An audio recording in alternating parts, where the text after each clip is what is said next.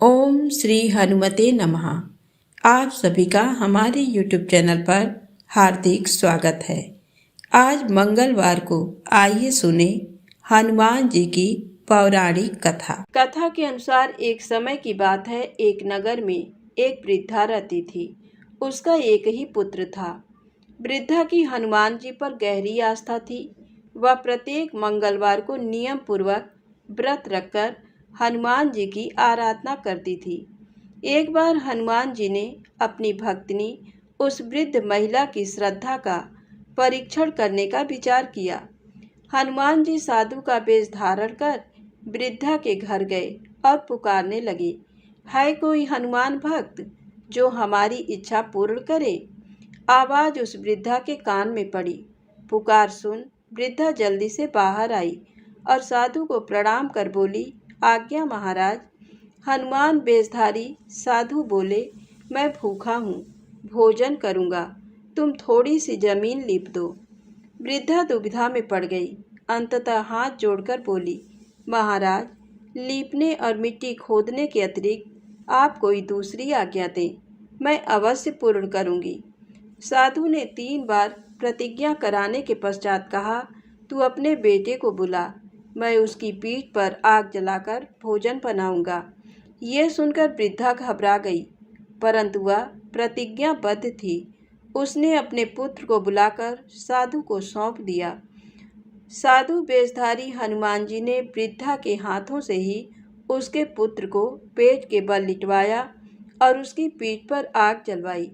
आग जलाकर दुखी मन से वृद्धा अपने घर में चली गई।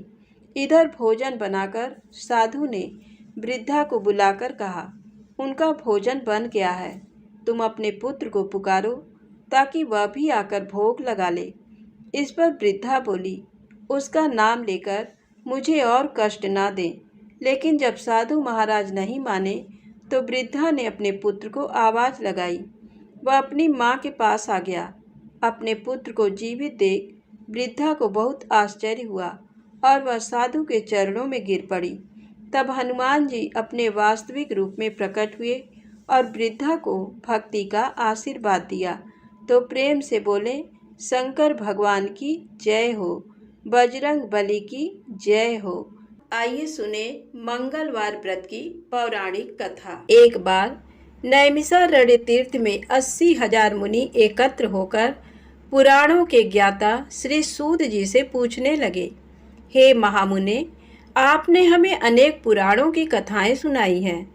अब कृपा करके हमें ऐसा व्रत और कथा बताएं जिसके करने से संतान की प्राप्ति हो तथा मनुष्यों को रोग, शोक, अग्नि, सर्व दुख आदि का भय दूर हो, क्योंकि कलयुग में सभी जीवों की आयु बहुत कम है। फिर इस पर उन्हें रोग चिंता के कष्ट लगे रहेंगे तो फिर वह श्रीहरि के चरणों में अपना ध्यान कैसे लगा सकेंगे। श्री सूत जी बोले, हे मुनियों, आपने लोक कल्याण के लिए बहुत ही उत्तम बात पूछी है। एक बार युधिष्ठिर ने भगवान श्री कृष्ण से लोक कल्याण के लिए यही प्रश्न किया था। भगवान श्री कृष्ण और युधिष्ठिर का संवाद तुम्हारे सामने कहता हूँ, ध्यान देकर सुनो। एक समय पांडवों की सभा में श्री कृष्ण जी बैठे हुए थे। तब युधिष्ठिर ने भगवान श्री कृष्ण से प्रश्न किया, हे प्रभु नंद नंद गोविंद, आपने मेरे लिए अनेकों कथाएं सुनाई हैं। आज आप कृपा करके ऐसा व्रत या कथा सुनाएं जिसके करने से मनुष्य को रोग चिंता का भय समाप्त हो और उसको पुत्र की प्राप्ति हो। हे प्रभु, बिना पुत्र के जीवन व्यर्थ है। पुत्र के बिना मनुष्य नरकगामी होता है। पुत्र के बिना मनुष्य पितृ ऋण से छुटकारा नहीं पा सकता और न ही उसका पुन्नग नामक नरक से उद्धार हो सकता है। अतः पुत्रदायक व्रत बतलाएं। श्री कृष्ण भगवान बोले, हे राजन, मैं एक प्राचीन इतिहास सुनाता हूँ, आप उसे ध्यान पूर्वक सुनो। कुंडलपुर नामक एक नगर था। उसमें नंदा नामक एक ब्राह्मण रहता था। भगवान की कृपा से उसके पास सब कुछ था, फिर भी वह दुखी था। इसका कारण ये था कि ब्राह्मण की स्त्री सुनंदा के कोई संतान न थी। सुनंदा पतिव्रता थी, भक्तिपूर्वक श्री हनुमान जी की आराधना करती थी। मंगलवार के दिन व्रत करके अंत में भोजन बनाकर हनुमान जी का भोग लगाने के बाद स्वयं भोजन करती थी। एक बार मंगलवार के दिन ब्राह्मणी गृह कार्य की अधिकता के कारण हनुमान जी को भोग न लगा सकी, तो इस पर उसे बहुत दुख हुआ। उसने कुछ भी नहीं खाया और अपने मन में प्रण किया कि अब तो अगले मंगलवार को ही हनुमान जी का भोग लगाकर अन्न जल ग्रहण करेगी। ब्राह्मणी सुनंदा प्रतिदिन भोजन बनाती, श्रद्धा पूर्वक पति को खिलाती, परंतु स्वयं भोजन नहीं करती और मन ही मन श्री हनुमान जी की आराधना करती थी। इसी प्रकार 6 दिन गुजर गए और ब्राह्मणी सुनंदा अपने निश्चय के अनुसार भूखी प्यासी निराहार रही और अगले मंगलवार को ब्राह्मणी सुनंदा प्रातःकाल ही बेहोश होकर गिर पड़ी।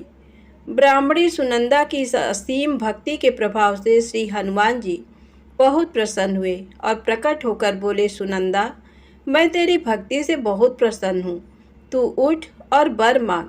सुनंदा अपने आराध्य देव श्री हनुमान जी को देखकर आनंद की अधिकता से विह्वल हो श्री हनुमान जी के चरणों में गिरकर बोली, हे प्रभु, मेरी कोई संतान नहीं है, कृपा करके मुझे संतान प्राप्ति का आशीर्वाद दें, आपकी अति कृपा होगी।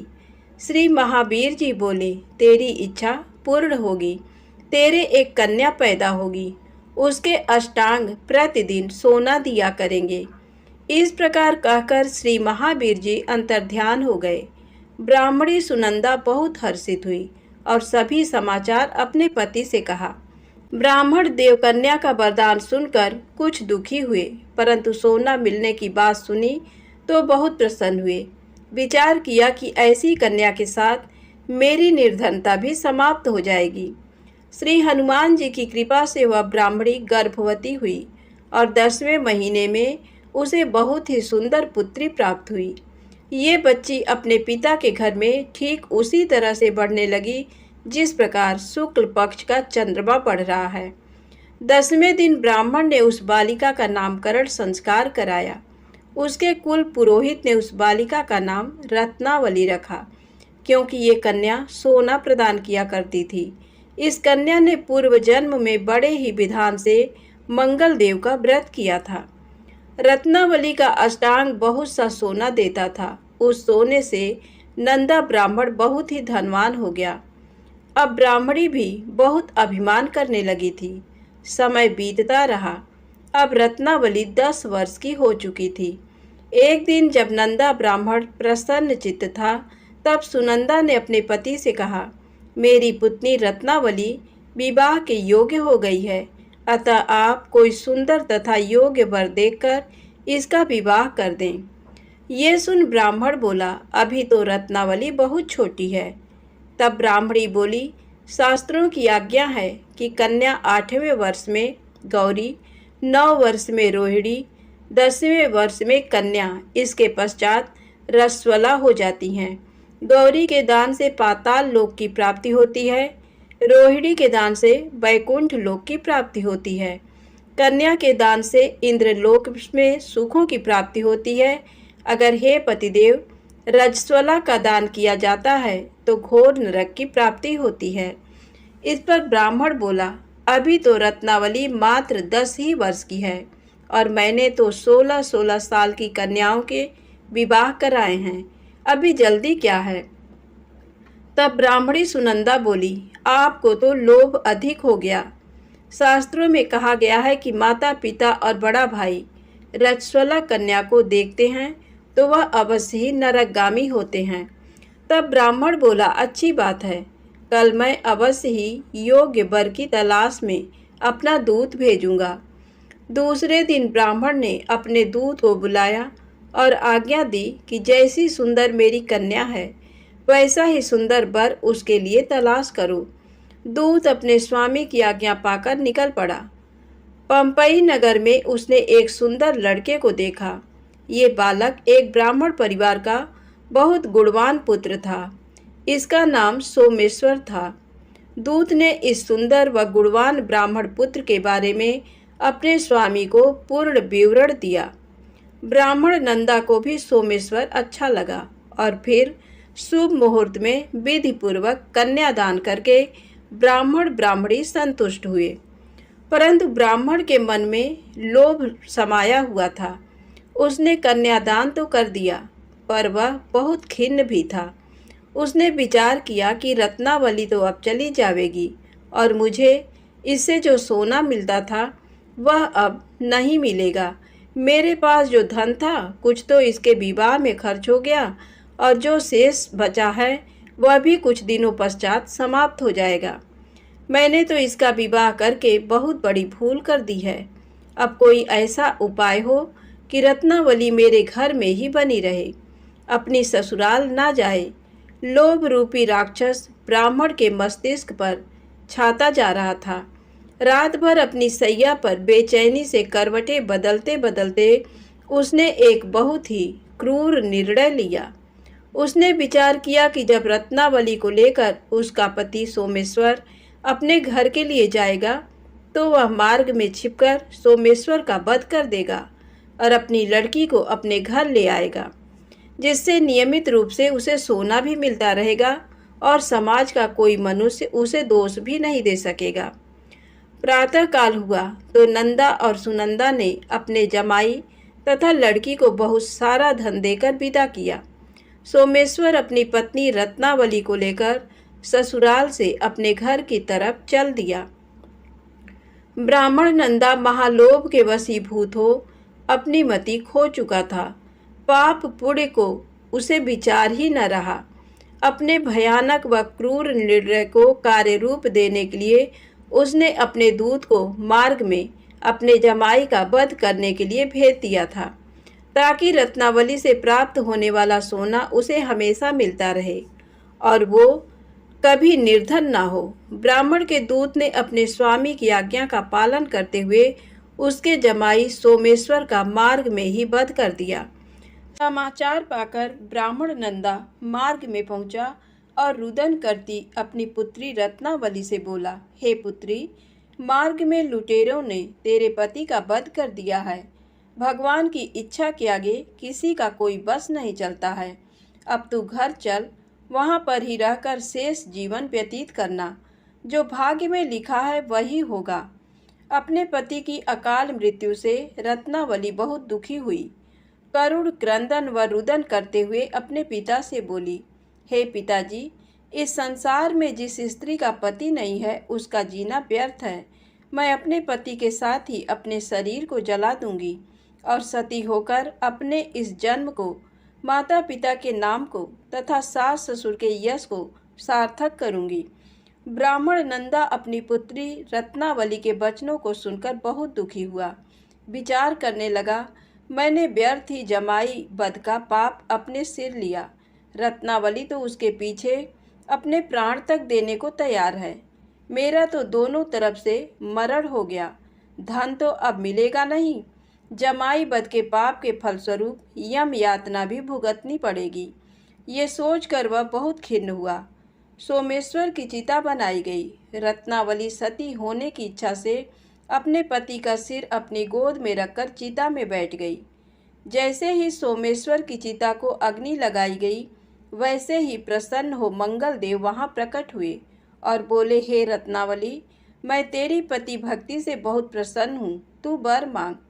रत्नावली ने अपने पति का जीवन दान मांगा। तब मंगल देव बोले, रत्नावली, तेरा पति अजर अमर है, ये महाविद्वान भी होगा और इसके अतिरिक्त तेरी जो इच्छा हो वर मांग।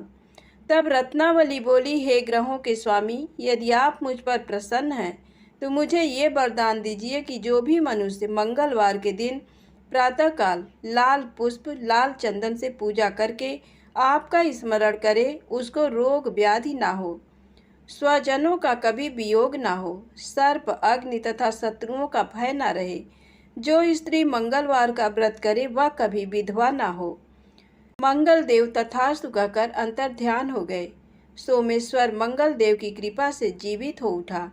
रत्नावली अपने पति को पुनः प्राप्त कर बहुत प्रसन्न हुई और मंगल देव का व्रत प्रत्येक मंगलवार को करके व्रतराज और मंगल देव की कृपा से इस लोक में सुख ऐश्वर्य को भोगते हुए अंत में अपने पति के साथ स्वर्ग लोक को गई। प्रेम से बोले हनुमान जी महाराज की जय हो। आइए सुने राम नाम की महिमा। पति रावण के वध के बाद जब अयोध्यापति प्रभु श्री राम की कीर्ति दूर दूर तक फैल रही थी और वह मर्यादा पुरुषोत्तम कहलाने लगे, तब एक दिन महादेव शिव की इच्छा भी मर्यादा पुरुषोत्तम श्री राम से मिलने की हुई। पार्वती जी को संग लेकर महादेव कैलाश पर्वत से उतरकर अयोध्या नगरी के रास्ते पर चल पड़े। भगवान शिव और मां पार्वती को अयोध्या आया देखकर राम जी बहुत खुश हुए। माता जानकी ने उनका उचित आदर सत्कार किया और स्वयं भोजन बनाने के लिए रसोई में चली गई। इस बीच भगवान शिव ने श्री राम जी से पूछा, आपके सेवक हनुमान जी दिखाई नहीं पड़ रहे हैं? श्री राम बोले, वे बगीचे में हैं। शिव जी ने श्री राम जी से बगीचे में जाने की अनुमति मांगी और पार्वती जी का हाथ थामकर बगीचे में आ गए। बगीचे की खूबसूरती देखकर उनका मन मोहित हो गया। आम के एक घने वृक्ष के नीचे हनुमान जी दीन दुनिया से बेखबर गहरी नींद में सोए थे। एक लय में खर्राटों से राम नाम की ध्वनि उठ रही थी। चकित होकर शिवजी और माता पार्वती एक दूसरे की ओर देखने लगे। माता पार्वती मुस्कुरा उठी और वृक्ष की डालियों की ओर इशारा किया। राम नाम सुनकर पेड़ की डालियां भी झूमने लगी थीं और इनके बीच से भी राम नाम उच्चारित हो रहा था। शिवजी इस राम नाम की धुन में मस्त मगन होकर खुद भी राम राम कहकर नाचने लगे। माता पार्वती जी ने भी अपने पति का अनुसरण किया और अपने कोमल पैर थिरकाने लगी। शिव जी और माता पार्वती जी के नृत्य में ऐसी झनकार उठी कि स्वर्ग लोक के देवतागण भी आकर्षित होकर बगीचे में आ गए और राम नाम की धुन में सभी मस्त हो गए। माता जानकी भोजन तैयार करके प्रतीक्षारत थी, परंतु संध्या घिरने तक भी अतिथि नहीं पधारे। तब अपने देवर लक्ष्मण जी को बगीचे में भेजा। लक्ष्मण जी तो स्वयं को श्री राम का सेवक ही मानते थे, अतः बगीचे में आकर जब उन्होंने धरती पर स्वर्ग का नजारा देखा तो खुद भी राम नाम की धुन में झूम उठे। महल में माता जानकी परेशान हो रही थी कि अभी तक भोजन ग्रहण करने कोई भी क्यों नहीं आया। तब उन्होंने श्री राम जी से कहा, भोजन ठंडा हो रहा है, चलिए हम ही जाकर बगीचे में से सभी को ले आए। जब राम जी बगीचे में गए तो वहाँ राम नाम की धूम मची हुई थी। हनुमान जी गहरी नींद में सोए हुए थे और उनके खर्राटों से अभी तक राम नाम निकल रहा था। श्री राम भाव विह्वल हो उठे। राम जी ने हनुमान जी को नींद से जगाया और प्रेम से उनकी तरफ निहारने लगे। हनुमान जी प्रभु को आया देख शीघ्रता से उठ खड़े हुए। नृत्य की समा भंग हो गई। शिव जी खुले कंठ से हनुमान जी की राम भक्ति की सराहना करने लगे। हनुमान जी सकुचाए लेकिन मन ही मन खुश हो रहे थे। श्री सिया राम ने भोजन करने का आग्रह भगवान शिव जी से किया। सभी लोग महल में भोजन करने के लिए चल पड़े। माता जानकी भोजन परोसने लगी। हनुमान जी को भी श्री राम जी ने पंक्ति में बैठने का आदेश दिया। हनुमान जी बैठ तो गए, परंतु आदत ऐसी थी कि राम जी के भोजन करने के उपरांत ही सभी लोग भोजन करते थे। आज श्री राम के आदेश से पहले भोजन करना पड़ रहा था। माता जानकी हनुमान जी को भोजन परोसती जा रही थी, पर हनुमान जी का पेट ही नहीं भर रहा था। सीता जी कुछ समय तक तो उन्हें भोजन परोसती रही, फिर समझ गईं इस तरह तो हनुमान जी का पेट नहीं भरेगा। उन्होंने तुलसी के एक पत्ते पर राम नाम लिखा और भोजन के साथ हनुमान जी को परोस दिया। तुलसी पत्र खाते ही हनुमान जी को संतुष्टि मिली और वह भोजन खाकर उठ खड़े हुए। भगवान शिव शंकर ने प्रसन्न होकर हनुमान जी को आशीर्वाद दिया कि आपकी राम भक्ति युगों युगों तक याद की जाएगी और आप संकट मोचन कहलाएंगे। तो प्रेम से बोलें, शंकर जी भगवान की जय हो। संकट मोचन हनुमान जी की जय हो। अब आइए सुने राम नाम महिमा की दूसरी कहानी। महादेव जी को एक बार बिना कारण के किसी को प्रणाम करते देखकर पार्वती जी ने पूछा, आप किसको प्रणाम करते रहते हैं? शिव जी पार्वती जी से कहते हैं कि हे देवी, जो व्यक्ति एक बार राम कहता है उसे मैं 3 बार प्रणाम करता हूँ। पार्वती जी ने एक बार शिव जी से पूछा, आप स्मशान में क्यों जाते हैं और ये चिता की भस्म शरीर पर क्यों लगाते हैं? उसी समय शिव जी पार्वती जी को शमशान ले गए। वहां एक शव अंतिम संस्कार के लिए लाया गया। लोग राम नाम सत्य है कहते हुए शव को ला रहे थे। शिव जी ने कहा कि देखो पार्वती, इस शमशान की ओर जब लोग आते हैं तो राम नाम का स्मरण करते हुए आते हैं और इस शव के निमित्त से कई लोगों के मुख से मेरा अति प्रिय दिव्य राम नाम निकलता है। उसी को सुनने में शमशान में आता हूँ और इतने लोगों के मुख से राम नाम का जप करवाने में निमित्त बनने वाले इस शव का मैं सम्मान करता हूँ, प्रणाम करता हूँ और अग्नि में जलने के बाद उसकी भस्म को अपने शरीर पर लगा लेता हूँ। राम नाम बुलवाने वाले के प्रति मुझे अगाध प्रेम रहता है। एक बार शिव जी कैलाश पर पहुँचे और पार्वती जी से भोजन मांगा। पार्वती जी विष्णु सहस्त्र नाम का पाठ कर रही थी। पार्वती जी ने कहा, अभी पाठ पूरा नहीं हुआ, कृपया थोड़ी देर प्रतीक्षा कीजिए। शिव जी ने कहा कि इससे तो समय और श्रम दोनों लगेंगे। संत लोग जिस तरह से सहस्त्र नाम को छोटा कर लेते हैं और नित्य जपते हैं, वैसा उपाय कर लो। पार्वती जी ने पूछा, वो उपाय कैसे करते हैं, मैं सुनना चाहती हूँ। तब शिव जी ने बताया, केवल एक बार राम कह लो, तुम्हें सहस्त्र नाम भगवान के 1000 नाम लेने का फल मिल जाएगा। एक राम नाम 1000 दिव्य नामों के समान है। पार्वती जी ने वैसा ही किया। भगवान बोले, श्री राम राम रामेति रमे रामे मनोरमे सहस्र नाम तत्तुल्यम राम नाम वरानने। ये राम नाम सभी आपदाओं को हरने वाला, सभी संपदाओं को देने वाला दाता है। सारे संसार को विश्राम शांति प्रदान करने वाला है। इसीलिए मैं इसे बार बार प्रणाम करता हूँ। भवसागर के सभी समस्याओं और दुख के बीजों को भूंज के रख देने वाला, समूल नष्ट कर देने वाला, सुख संपत्तियों को अर्जित करने वाला, यमदूतों को भगाने वाला केवल राम नाम का गर्जन जप है। प्रयास पूर्वक स्वयं भी राम नाम जपते रहना चाहिए और दूसरों को भी प्रेरित करके राम नाम जपवाना चाहिए। इससे अपना और दूसरों का तुरंत कल्याण हो जाता है। यही सबसे सुलभ और अचूक उपाय है। इसीलिए हमारे देश में प्रणाम राम राम कहकर किया जाता है। अब आइए सुने बिल्व वृक्ष की महिमा।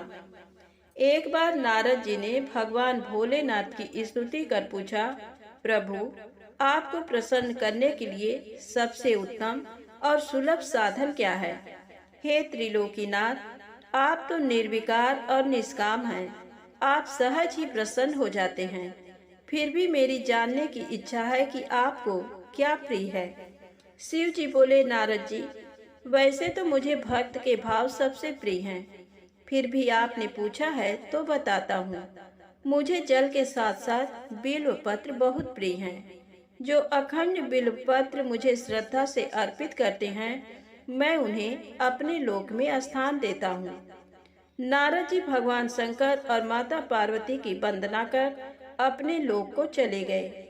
उनके जाने के पश्चात पार्वती जी ने शिव जी से पूछा, हे प्रभु, मेरी ये जानने की बड़ी उत्कट इच्छा हो रही है कि आपको बिल्व पत्र इतने प्रिय क्यों हैं। कृपा करके मेरी जिज्ञासा शांत करें। शिव जी बोले, हे शिवे, बिल्व के पत्ते मेरी जटा के समान हैं। उसका त्रिपत्र यानी 3 पत्ते ऋग्वेद, यजुर्वेद और सामवेद हैं। शाखाएं समस्त शास्त्र का स्वरूप हैं। बिल्व वृक्ष को आप पृथ्वी का कल्प वृक्ष समझें, जो ब्रह्मा विष्णु शिव स्वरूप हैं। स्वयं महालक्ष्मी ने शैल पर्वत पर बिल्व वृक्ष रूप में जन्म लिया था। ये सुनकर पार्वती जी कौतूहल में पड़ गईं। उन्होंने पूछा, देवी लक्ष्मी ने आखिर बिल्व वृक्ष का रूप क्यों लिया? आप ये कथा विस्तार से कहें। तब भोलेनाथ ने देवी पार्वती को कथा सुनानी शुरू की। हे देवी, सतयुग में ज्योति रूप में मेरे अंश का रामेश्वर लिंग था। ब्रह्मा आदि देवों ने उसका विधिवत पूजन अर्चन किया था। फलतः मेरे अनुग्रह से वाग देवी सबकी प्रिया हो गईं। वे भगवान विष्णु को सतत प्रिय हो गईं। मेरे प्रभाव से भगवान केशव के मन में वाग देवी के लिए जितनी प्रीति हुई वह स्वयं लक्ष्मी को नहीं भाई। अतः लक्ष्मी देवी चिंतित और रुष्ट होकर परम उत्तम श्री शैल पर्वत पर चली गई। वहां उन्होंने मेरे विग्रह की उग्र तपस्या प्रारंभ कर दी। हे परमेश्वरी, कुछ समय बाद महालक्ष्मी जी ने मेरे विग्रह से थोड़ा ऊर्ध्व में एक वृक्ष का रूप धारण कर लिया और अपने पत्र पुष्प द्वारा निरंतर मेरा पूजन करने लगी। इस तरह उन्होंने कोटि वर्ष तक आराधना की। अंततः उन्हें मेरा अनुग्रह प्राप्त हुआ। महालक्ष्मी ने मांगा कि श्री हरि के हृदय में मेरे प्रभाव से वाग्देवी के लिए जो स्नेह हुआ है वह समाप्त हो जाए। शिव जी बोले, मैंने महालक्ष्मी को समझाया कि श्री हरि के हृदय में आपके अतिरिक्त किसी और के लिए कोई प्रेम नहीं है। वाग्देवी के प्रति तो उनकी श्रद्धा है। ये सुनकर श्री लक्ष्मी जी प्रसन्न हो गईं और पुनः श्री विष्णु के हृदय में स्थित होकर निरंतर उनके साथ विहार करने लगी। हे पार्वती, महालक्ष्मी के हृदय का एक बड़ा विकार इस प्रकार दूर हुआ था। इस कारण हरिप्रिया उसी वृक्ष रूप में सर्वदा अतिशय भक्ति से भरकर यत्न पूर्वक मेरी पूजा करने लगी। बिल्व इस कारण मुझे बहुत प्रिय है और मैं बिल्व वृक्ष का आश्रय लेकर रहता हूँ। बिल्व वृक्ष को सदा सर्व तीर्थमय एवं सर्व देवमय मानना चाहिए, इसमें तनिक भी संदेह नहीं है। बिल्व पत्र, बिल्व फूल, बिल्व वृक्ष अथवा बिल्व काष्ठ के चंदन से जो मेरा पूजन करता है वह भक्त मेरा प्रिय है। बिल्व वृक्ष को शिव के समान ही समझो, वह मेरा शरीर है। जो बिल्व पर चंदन से मेरा नाम अंकित करके मुझे अर्पण करता है, मैं उसे सभी पापों से मुक्त करके अपने लोक में स्थान देता हूँ। उस व्यक्ति को स्वयं लक्ष्मी जी भी नमस्कार करती हैं। जो बिल्व मूल में प्राण छोड़ता है उसको रुद्र देह प्राप्त होता है। तो प्रेम से बोले, विष्णु भगवान माता लक्ष्मी की जय हो। शंकर भगवान माँ गौरी माता की जय हो।